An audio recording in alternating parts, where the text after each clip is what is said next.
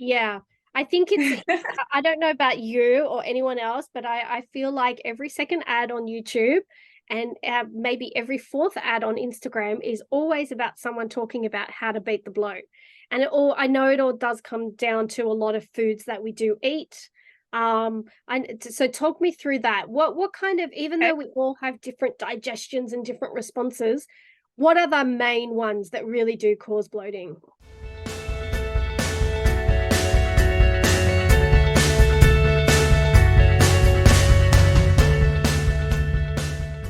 Speaking of bloating, I'm drinking a peppermint tea because I suffer quite a bit of bloating. So tell me something, Anissa, because I know it's a hot topic right now.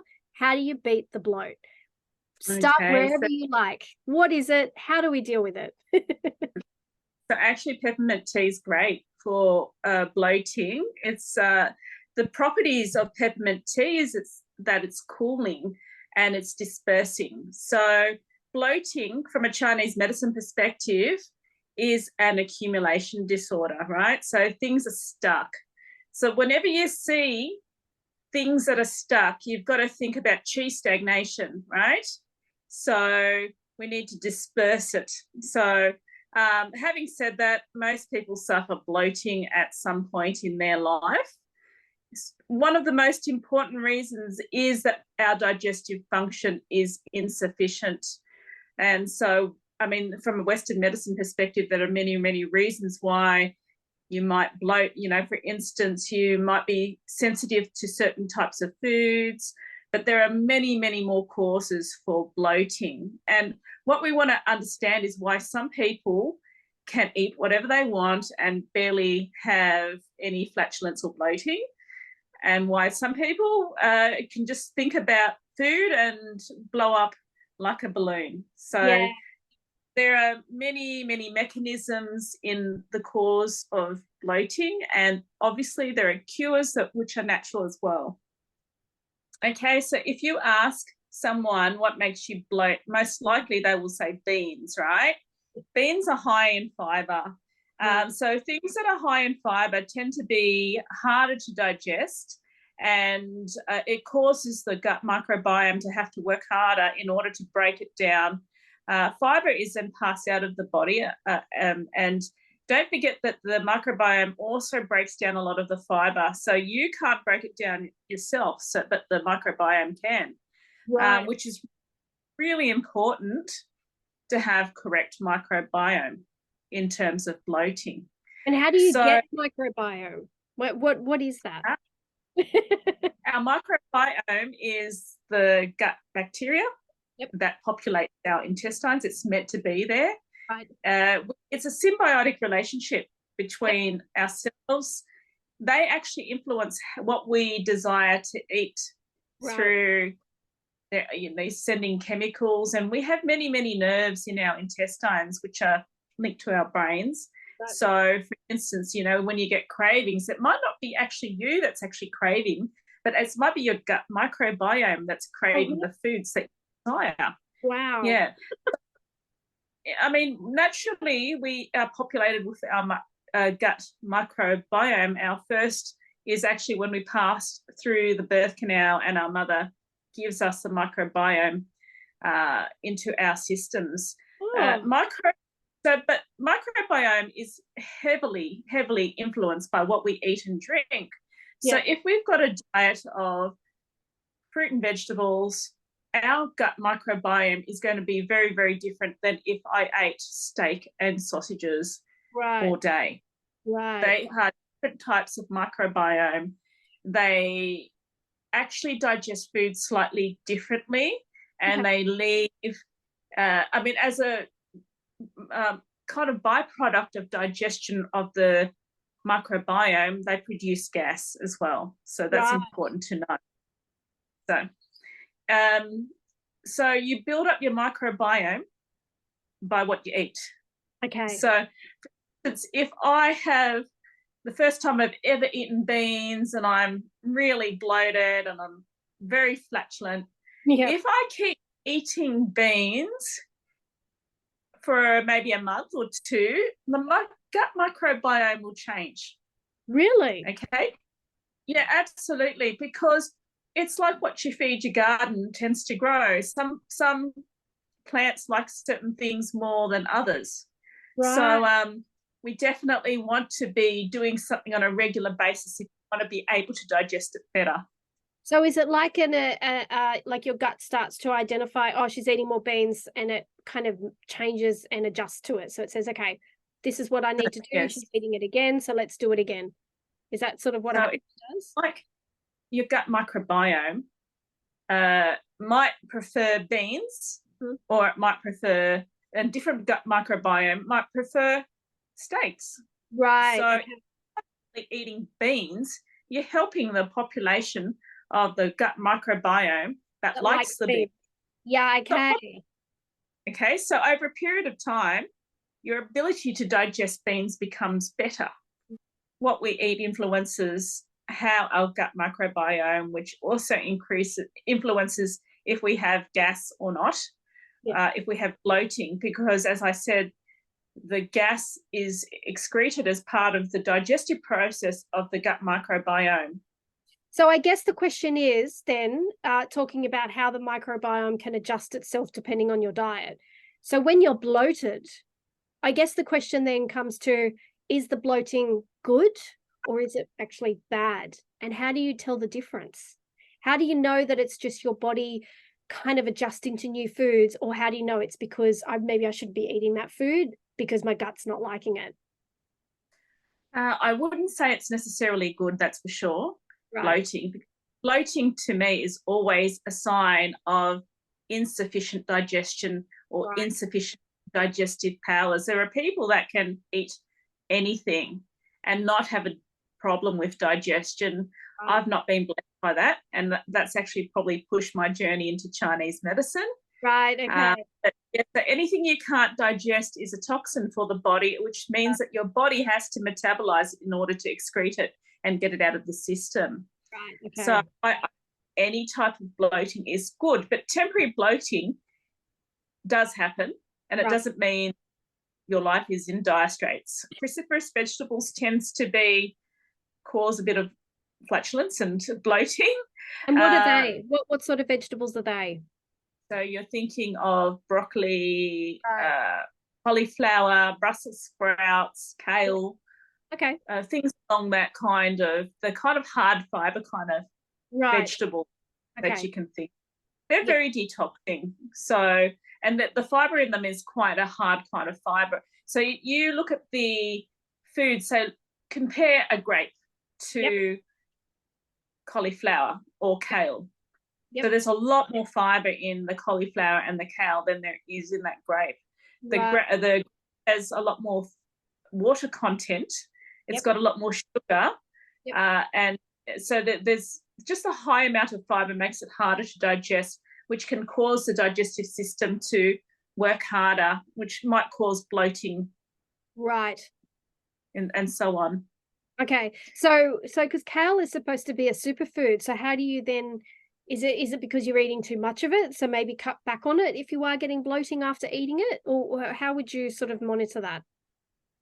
So I'd just start off slow, as in I'd only take a little bit, Sure. and I might steam it or lightly wilt it, because that actually breaks down the cell structure and makes the food more digestible. Really? So like wilter your kale before you use it in anything, and that will help Yes. with digestion as well. That's interesting. Of course, this is only for people that have weakened digestive Sure, system. of course. So other people You can, don't have and some people can eat loads of it. Nothing's wrong. They're like, love kale. Kale's amazing. yes. So one must remember that when you steam and cook things, you might destroy the enzymes, but however, you are breaking down the cell wall structure, which makes it more accessible for our digestive system. And I know a lot of people are talking about the carnivore diet and not having any fruit or vegetables or carbohydrates, but really, from a Chinese medicine perspective, meat meat and animal products is quite dense and Right. very hard to digest. Right. Okay. So when you eat meat, it doesn't get fully digested for a few days. So Oh, if you're really? doing that single day, Yep. you are getting impacted mucus, which is kind of undigested, fats and proteins that line the digestive system. And over a period of time, they can cause problems. And that would almost be quite inflammatory too for the gut, wouldn't it? Or the meat. Well, impacted mucus supports, parasites and bacteria to grow. So they in themselves are very irritating and not good for the system, and can cause issues as well. You talked about what can cause it, what can trigger the whole bloating thing. Tell me one thing we've not touched base on though, is hormones and stress. Do they impact bloating? Talk us through that. Absolutely. I mean, we're both women. Have we noticed that we bloat at times more than others? Yep. I guess a lot of people will say that just before their periods or during their periods, they'll kind of bloat up. Oh, yeah. And absolutely, hormones influence your, the bloating of your system. So we know that estrogen is the sort of hormone that makes you plump and plush.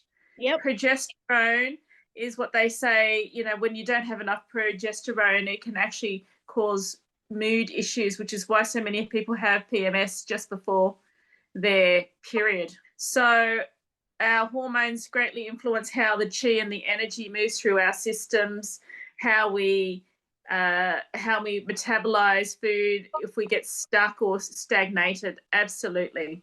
So that's why when we're working with not only with PMS but with bloating as well, we work a lot with the liver in Chinese medicine. Right. So the liver in Chinese medicine is the organ of regulating the qi flow through the body. And as I said before, bloating is an accumulation disorder. So things aren't moving. Right. So the better you make your liver work, the better it is for your bloating. Right. And even when Western medicine and Western concepts of medicine, the liver produces a lot of enzymes that are necessary for digestion as well, not only talking about the bile and so on, but other things as well. Yeah, okay, which kind of explains why peppermint tea is quite good. Yes, it is a dispersing tea. Yeah, right. Absolutely. Great. So liver is also very important. The liver in Western medicine is also about the metabolization of excess estrogen, which, as we know, makes your cells plump and plush and tends to hold water. So too much estrogen and you will bloat as well. Okay. You'll become fluidy and just hold fluid more easily. Okay. So then talk about the stress impacts that can have. Absolutely. Okay. So have you heard of someone that's been super stressed and then ended up with diarrhea? Yes. Or super stressed and ended up with constipation. Or you can be stress. And how we see things is very strongly linked to our guts. You know, quite often you've heard of people saying that the guts is your second brain, right? A lot of emotion stored in the guts. But stress influences our guts as well. So basically there's a lot of nerves that are in your intestines and around your bowels. So the brain can send messages along those nerves, and it can actually stop your digestion from happening. If you're very, very stressed, you can absolutely stop the digestion at all. So people can be so stressed that they actually eat things and it can come out totally unabsorbed. Right. You can see the food in your stools. Wow. So we need to really regulate our emotions. Stress is very acidic on the body. So if your body's too acidic, it's not a good environment for digestion either. So there's a million reasons why you need to regulate your stress response and regulate your nervous system to improve your digestion. It's hard, isn't it? I mean, without sounding so negative, you could really manage it through diet and prevent as much bloating as possible. I know I do that because a lot of foods do impact my bloating, and obviously the menstruating cycle is a big one for me as well. Right before it starts, I do get bloating, and things can go really, really well for me. And then one itty bitty little bit of stress, and that's it. And you sometimes sit there frustrated and think, God, I do everything. I do everything I need to do. And I do the yoga and meditation. I do everything but one little bit of stress, and that's it. It really sends you backwards almost.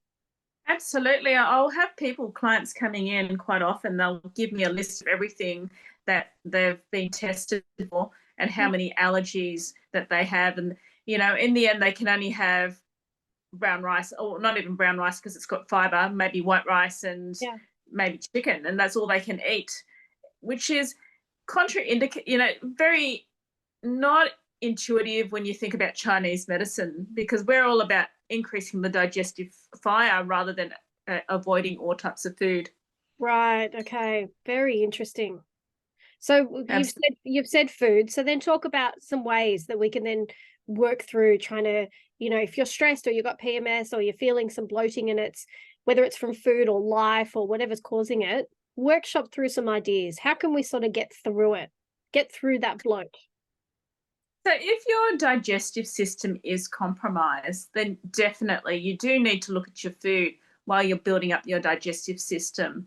There are certain foods that are much better for promoting digestion, and actually abstaining from eating is another way you can promote digestion, believe it or not, because the digestive process is quite an energy, hungry kind of process. Right. So instead of having lots of little snacks, it's actually advisable to have less food if you're feeling like the system is under functioning. So like a little mini fast and sort of stretch it out. Let the body do its thing and go through the motion and clear it all out before adding to it, basically. Absolutely. Yeah. It is an energy tax to eat. What you're hoping to do is to get more energy from eating than to use the energy from eating to digest your food. Right. That's why quite often people can become sluggish after eating. Right. Because it's just sitting there. Absolutely. It's just sitting there, and it could be causing your blood sugars to spike, but your body needs to digest it. So if you see your stomach and your digestive system as a pot of food, you've got to crank up that fire to get the alchemy of digestion going. Right. So if your digestive system is under functioning, it's like the fire is not strong enough to bring the pot of food to a boil, so that you can break it down and assimilate it. And once again, so you can't absorb energy from that food because your digestive fire is not strong enough. Chinese medicine, quite often, you'll go to an Asian person or a Chinese medicine practitioner and they'll say, don't eat anything cold, don't eat anything raw. Yeah. Because they are trying to make sure that that digestive fire is stoked and it's really ready to assimilate and to, break down that food that you've just consumed. Because otherwise, if it doesn't break down, it's just sitting there fermenting. Yes. It's not actually moving through the system. That's why often in Chinese medicine and with the Chinese culture, people will say avoid cold, raw foods because it will impede on the ability of the digestive fire to do its function. Really interesting. And how do you weigh in on that as well? You try to steer away from those types of foods, even yourself? Or how do you weigh in? No. I think there is some truth to it. Yep. I would also say that kind of if you did juicing, you're actually absorbing just the pure nutrients of the fruit or vegetable. Right. And actually quite easy on the body to absorb. So quite often people that are in critical states of illness will go to juice and recover. Really? So raw food, and it's full of enzymes. So I do see the Chinese medicine aspect of why you don't eat cold raw foods, but I also see in the right circumstances and given the right conditions, you can actually make raw foods easily digestible. Right. And make them work. Make it work. I do know that a lot of people have digestive issues, so they need to be very careful with how they take their food in. Yep. And a lot of people have problems with digesting high fiber foods, so I do understand that. So I just want to talk about two things that you can do to stoke that fire, Sure. that inner kind of fire that helps with the digestion and to promote good assimilation. So these are things that you can find in your pantry. So nice and easy. Yep. So first thing is black pepper. Really? It warms the digestive system. Yeah, absolutely. Okay. And eating of nutrients. Okay, so black pepper has also been associated with increasing the production of hydrochloric acid. Really? So quite a lot of people have, so as we know, hydrochloric acid decomposes the food, breaks it down, then we can use that food. So it's a little bit like the digestive fire. So black pepper stimulates that secretion so that you can absorb it. Interesting. And a lot of people have a lack of hydrochloric acid in their stomachs. Yep. Okay. The other thing that is commonly used in Asian cuisines is ginger. Ginger is warm for digestion. Yep. Ginger is great for nauseous. It's a well-known, absolutely, Chinese medicine and Asian culture thing for promoting digestion. And what else apart from ginger and black pepper? Obviously your spices, like you've got warming spices. Think about cinnamon, nutmeg, cloves. They're all warming. Yeah. For instance, why do you go for a chai in winter? It's got warming spices. Yeah. Yep. So these are just simple things that you can do. There are things, fruit vegetables tend to be cold in nature. We're always talking about the nature of foods. Yep. Things like animal products are warmer, but they can be hard to digest. So quite a nice combination is a stew or a soup. That's why we crave stews and soups. They're already partially broken down. They've got warming herbs like ginger and garlic. Okay. They're watery and they're easy to assimilate. So these are things that I'm thinking minestrone and mulled wine. Oh, okay, I'm coming round. Now, some things that aren't associated with food that you can do, which can actually help with your bloating, is mild exercise is actually really good. Right. Because, so if you're bloating, you're stagnant, if you're kind of doing mild exercises, you're moving your diaphragm down, that's actually massaging your intestines. The fact that you're moving is moving your lymphatic system, it's moving your circulatory system, it's actually regulating your nervous system as well. Is breath work.